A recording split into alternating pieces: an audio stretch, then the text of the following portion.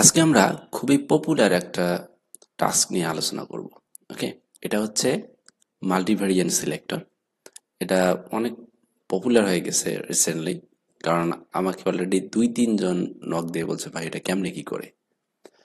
So এটা আসলে app দিয়ে না, এমনি কোডিং করেই করা যায়।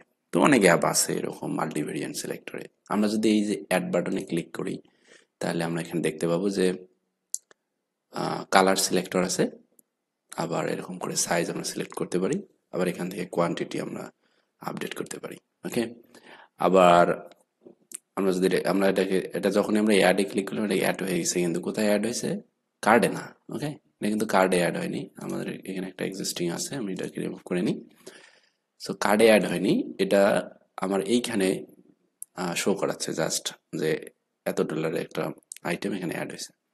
সো আমরা যদি প্রথম দিক থেকে দেখি যে আসলে এখানে কি জন্য এটা ইউজ করা হয়েছে। ওকে, প্রথমত হচ্ছে এটা হচ্ছে সোফার কাভার সেল করে। হুম, তো কাভারের কয়েকটা টাইপ আছে।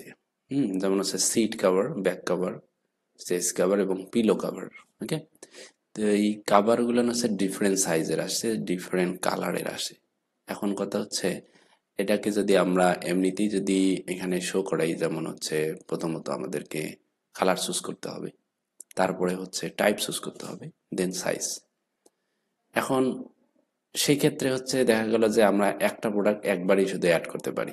এটা হচ্ছে একটা মানে টপিক হতে পারে যে আমরা একটা প্রোডাক্ট একবারই করলাম। এখন দেখা গেল যে যার হচ্ছে এই সোফা সেট আছে, তার হয়তো শুধু একটা না, তার হচ্ছে সিট কভার লাগতেছে, ব্যাক কভার লাগতেছে, চেস্ট কভার যদি নাও লাগে, পিলো কভার লাগতেছে। তো এইরকম যদি আমরা চিন্তা করি, তো সেক্ষেত্রে হচ্ছে এই জিনিসটা খুবই জরুরি। হুম, মানে আমি সেম পেজে থেকে একবারই এক ক্লিকে সবকিছু সিলেক্ট করে আমি এখান থেকে পারচেস করতে পারতেছি একবারই। ওকে, তো এই জিনিসটা করার জন্য এই মাল্টি ভ্যারিয়েন্টটা খুব জরুরি। তো এই মাল্টি ভ্যারিয়েন্টটা ওরা কিভাবে করছে সেটা হচ্ছে আমরা একটু যদি এখানে লক্ষ্য করি। তারা প্রথমত ওই সেম ভাবে জিনিসপত্র থাকবে, ভ্যারিয়েন্ট গুলো সাজানো, কালার থাকবে, টাইপ থাকবে, আবার এটার সাইজ থাকবে। ঠিক আছে, এই কয়েকটা জিনিস থাকবে। তারা কি করছে, টাইপটাকে তারা আলাদা আলাদা করে নিছে। নেওয়ার পরে কি করছে, এই টাইপের আন্ডারে সবগুলো ভেরিয়েন্টকে ঢুকায় রাখছে। তাহলে হয়েছে কি, এখানে কিন্তু টাইপ আছে।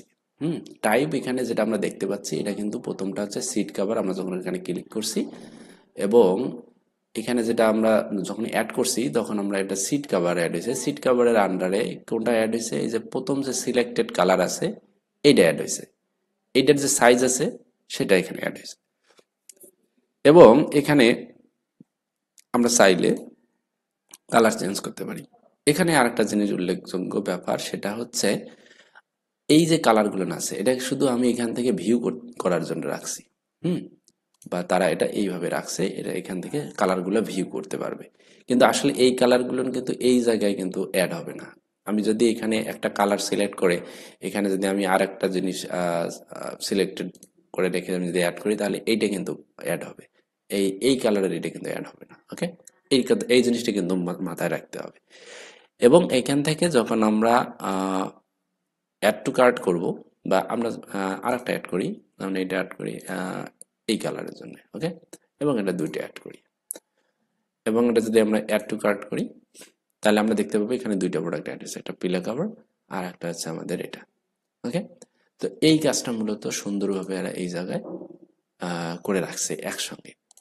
এখানে আরো কিছু কাজ আছে, যেমন হচ্ছে আমি যদি এখানে দুইটাই করে যদি আপডেট ক্লিক করি, তাহলে এখানে এক্সট্রা কিছু ওরা কাজ করছে, যেমন হচ্ছে এই জায়গায় হচ্ছে ক্যান্সেলের জায়গায় তারা কোয়ান্টিটি বাটনটাকে এখানে নিয়ে আসছে, আমরা এখান থেকে ডিরেক্ট কিন্তু এখানে কমানো বাড়ানো করতে পারি। সো এটা তারা করছে। এরপরে আমি চাইলে যদি চেঞ্জ করতে চাই, তাহলে কিন্তু আবার পুনরায় আগের মতো করে চলে যাবে। ওকে, তো এই কাজটা এরা সুন্দরভাবে করছে, তো এই জিনিসটা অনেক পপুলার হয়ে গেছে। এখন কথা হচ্ছে যে এটা কিভাবে করে, এটা হচ্ছে যে একটা একটা ওয়ে, সেটা আমি বলে দিলাম। এই ওয়েতে করতে হবে, কিন্তু প্রচুর জাভা স্ক্রিপ্ট আমাদের ইউজ করতে হবে। প্রচুর বলতে আমাদের একটা জাভা স্ক্রিপ্ট ক্লাস ইউজ করতে হবে, ওই ক্লাসের ভিতরে আমাদের কাজগুলো করতে হবে এবং ওই জাভাস্ক্রিপ্ট ক্লাসটা মূলত এই প্রতিটা টাইপকে আলাদা আলাদা করে উপস্থাপন করবে। ওকে, সাপোজ আমি যদি অ্যাড বাটনে ক্লিক করি তাহলে কিন্তু এইটার ভিতরে যে কাজগুলো আছে সেই কাজগুলো মূলত সে করবে, ওই ক্লাসের কাজ। এবং এটার কাজ যদি শেষ হয়ে যায় আমরা আরেকটাতে যদি ক্লিক করি তাহলে এটার কাজ আলাদাভাবে সে করবে। এবং এখানে যেটা অ্যাড করলাম সেটা আবার কি করবে, একটা জায়গায় রেখে দিবে।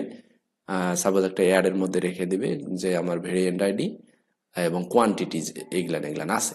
যখনই আমরা অ্যাড টু কার্টে ক্লিক করব সেই ভেরিয়েন্ট আইডি এবং কোয়ান্টিটি সবগুলো একখানে গ্যাদার করে একসঙ্গে কার্ডে অ্যাড করে দিবে। এই কাজটা মূলত এখানে হবে। সো এটা হচ্ছে জাভাস্ক্রিপ্ট এবং লিকুইডের মূলত কাজ। বেশ কিছু লজিক এখানে আমাদের উপস্থাপন করতে হবে। যেমন হচ্ছে আমাদের কালারটা এখানে রিপিট হচ্ছে, আমাদের সাইজ এখানে আসতেছে। তো এই কাজগুলো মূলত আমাদেরকে কন্ট্রোল করতে হবে লিকুইডে। আর বাকি যে কাজগুলো আছে সেগুলো কন্ট্রোল করতে হবে আমাদের জাভাস্ক্রিপ্ট দিয়ে। সো এই কাজটা কে কে শিখতে চান বা কিভাবে কোডিং এর মাধ্যমে করা হয়েছে এটা যদি জানতে চান তাহলে কমেন্ট করেন। আমি অল্প কিছুদিনের মধ্যে হয়তো একটা ভিডিও তৈরি করব আপনাদের সাড়া পেলে।